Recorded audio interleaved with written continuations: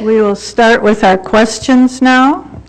Of course, the overwhelming number belong to Measure M, so we'll start with a Measure M question. And I will start the first question with Kirsten, and we'll go down the row. The next question, I'll start with Peter and go down the row. The next question that way, okay? And each council person candidate will have 1.5 minutes to answer the same question. The first question, how would Measure M help or hurt our downtown Santa Cruz merchants?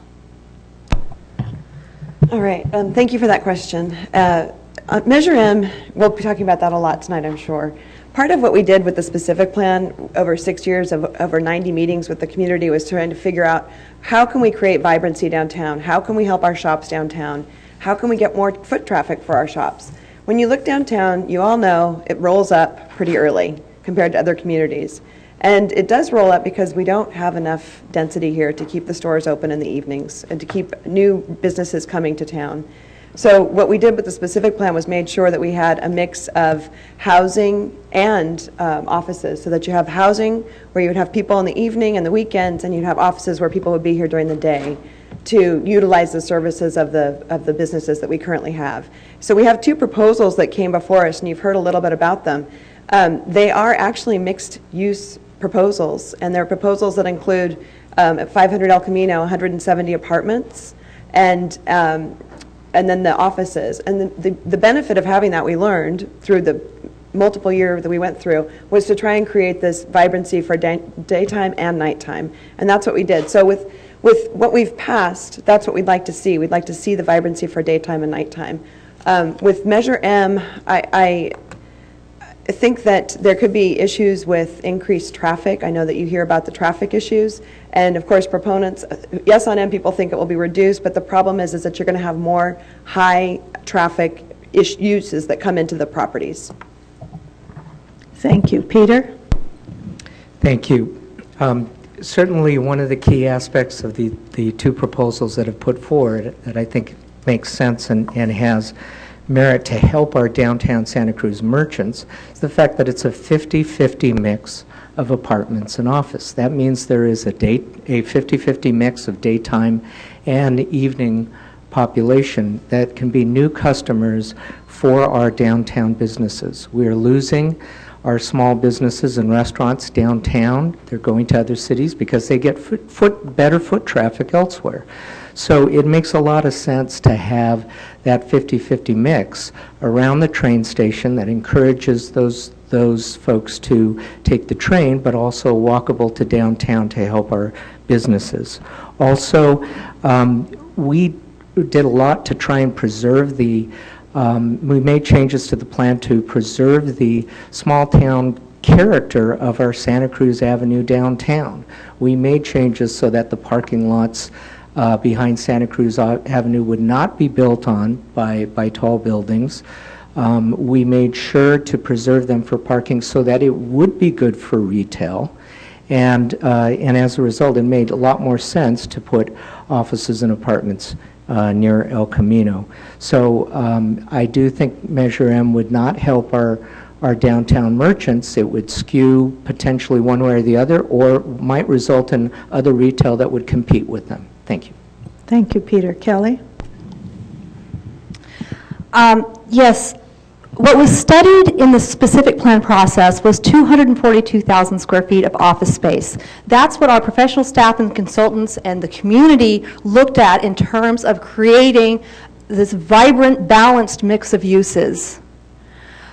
Right now on the table is over 400,000 square feet of office. It's too much. It's out of balance. So we're not going to get the kind of development that was envisioned in the 12-point visioning plan that many of you participated in. We have these beautiful pictures in the specific plan of people in workshops working around tables, coming to compromise, coming to a common understanding of what we want to be in the future as a community that maintains the unique character of Menlo Park. The current proposals don't do it.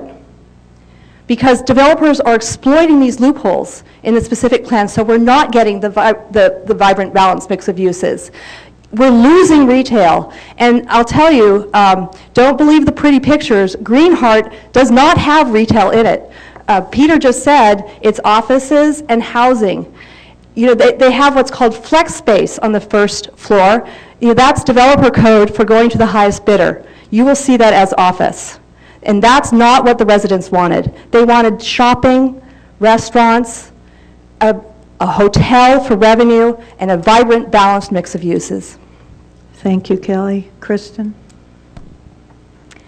So one of the things I wanted to point out is that the idea that there is a 50-50 split in square footage between housing and office doesn't equate to workers and residents.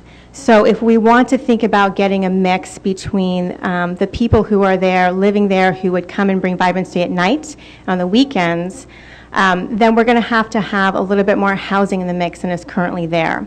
That's one of the reasons why in the environmental impact review for the specific plan, it specifically looked at a case of 240,000 square feet of net new office, because that amount is what gave us the mix, the balanced mix between residents and workers to sort of give that 24-hour, 24/7 vibrancy. So the current proposal is putting us over that by about 40,000 square feet. And to me, it's not so much being over the 40,000 square feet, which I think we could work with and maybe negotiate down. To me, the question is, how much more office space do we need in order to generate further redevelopment, and how do the small owners feel along Santa Cruz Avenue? That was one of the first questions I asked, about whether there was enough office available to sort of make it profitable to redevelop in other areas and other parcels if the office was sort of being absorbed by these two projects. So I don't think Measure M actually addresses that question, but I think it's a very important one to consider moving forward when we think about, after the election, the next steps to take. Thank you. Drew? Thank you. I think this is obviously an important question. I think it brings up the issue of, well, what happened to Santa Cruz in the specific plan? I mean, there are no plans currently to redevelop any of the properties on Santa Cruz, and this was supposed to be a critical part of the specific plan, but it's been lost. And I think that it's key that we make a note there. And so now the argument is that, well, if we get these two large developments, that's going to bring foot traffic. Well, I thought the specific plan, the incentives that we provided developers in there alone was supposed to provide the incentives for renovation, and that was supposed to bring foot traffic. So no, it's not that now. Now it's these developments. These developments, we're going to, in 4 or 5 years or whenever we get them, they're going to bring the traffic. That they're going to bring the foot traffic. And of course, you know, down the line when the foot traffic doesn't show up, then it's going to be something else. And we're going to keep, you know, kicking this down the road. Oh, it's just something else. And that's why I think that we need to stop and look at, you know, what's going on right now. Why hasn't this happened? Why hasn't this key element of the specific plan materialized? I was speaking to a local developer a couple of weeks ago, and he thought that the problem in the specific plan was that there was not enough density allowed and not enough heights allowed on Santa Cruz. Now, I know that's something that would, you know, a lot of us in here would not like, but I think it brings us back to the key. It's not the density. It's not the density, and it's not these developments. They're not going to deliver the foot traffic. It's just going to be another promise that never is going to materialize. Thank you, Drew. And put your sign back up. It fell down. Thank you. Rich? Thank you very much. I've been on this project now for about 7 years related to the specific plan. I do think that the measure will have impacts because it will reduce body counts, as was related, and the amount of people that are going to be down in those areas. But I think the biggest impact is going to basically scrap projects, and they're going to go back and start over, and they're going to be empty for 2 more years. That's the fact. There's going to be delays in projects. They're going to have to go back. That's the reality of the economics. That means there's not going to be anybody down there, and there's not going to be any projects. It's going to be empty for a while. That's bad for local shops. And the accuracy on where things happen, Santa Cruz Avenue was ruled out because Santa Cruz Avenue and the merchants wanted that ruled out.